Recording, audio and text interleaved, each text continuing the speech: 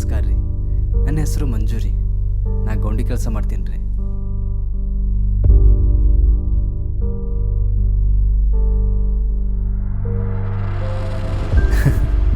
ಈ ಗೌಂಡಿ ಕೆಲಸ ಮಾಡೋದು ಒಂದು ಕತೆ ಐತ್ರಿ, ಕೇಳಿಸ್ಕೋರಿ ನೀವು.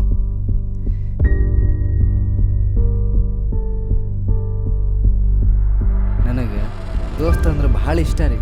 ಹಂಗಂಥೇಳಿ ನನ್ನ ಮನ್ಯಾಗಿನ ಮಂದಿ ನನಗೆ ಇಷ್ಟ ಇಲ್ಲ ಅಂತಲ್ರಿ, ಅವ್ರಂದ್ರೂ ನಂಗೆ ಭಾಳ ಇಷ್ಟ ರೀ.